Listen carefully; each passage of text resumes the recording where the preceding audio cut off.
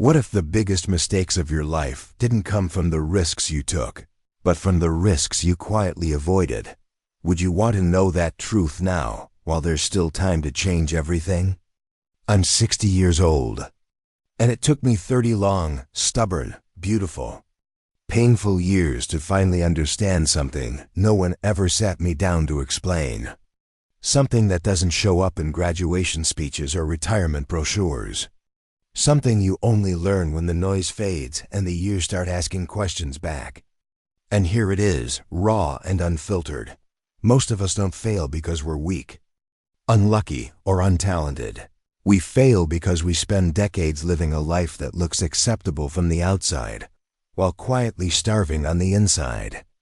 And I know that sounds dramatic, but stay with me. Because this realization didn't arrive in a flash of wisdom.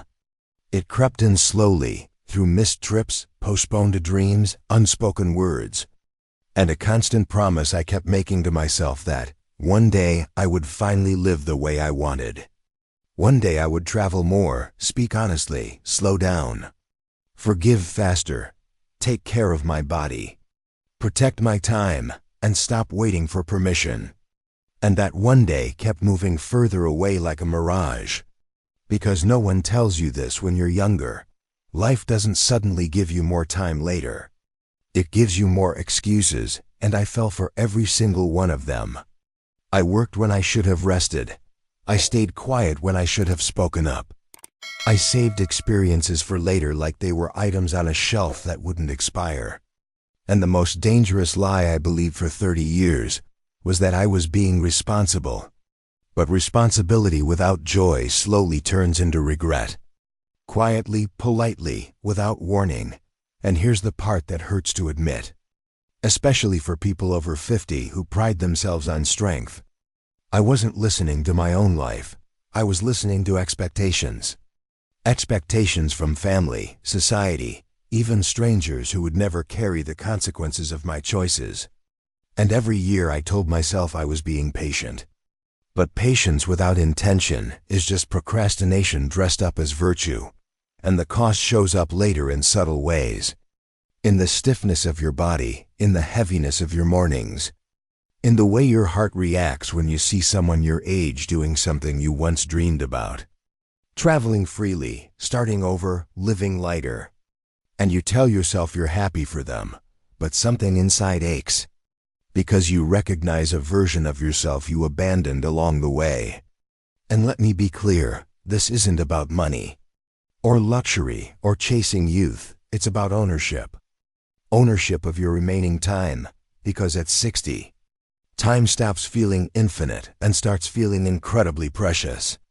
And that's when the lesson finally landed for me. Your life does not get better when you wait longer. It gets better when you choose sooner. Even if you choose imperfectly, even if you choose scared, even if you choose alone. And I wish someone had shaken me at 30 and said, stop living like your real life starts later, because later is a moving target. Later is a trap. Later is where dreams go to get politely buried. And I see it everywhere now, in people my age who are tired, but don't know why.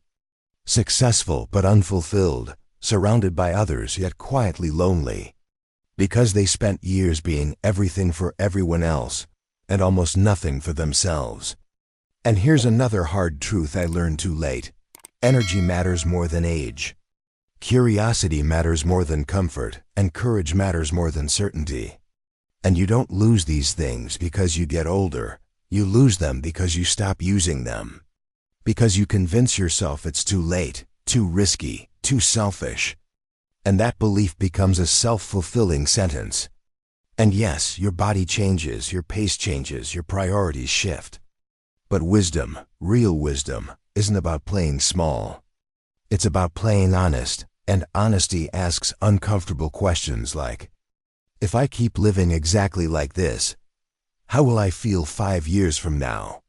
And who am I trying to impress by staying stuck? And what am I afraid people will say if I finally choose myself? And when I finally asked those questions seriously, not casually, not defensively, the answers scared me. because they revealed how often I had chosen familiarity over fulfillment, safety over growth, silence over truth. And I don't want that to be your story too. Especially if you're watching this at 50, 55, 60, or even 70, thinking it's too late to change. Because the real mistake isn't starting late. The real mistake is never starting at all. And here's what surprised me the most once I began shifting how I lived. The regret didn't come from what I tried and failed at. It came from what I never tried.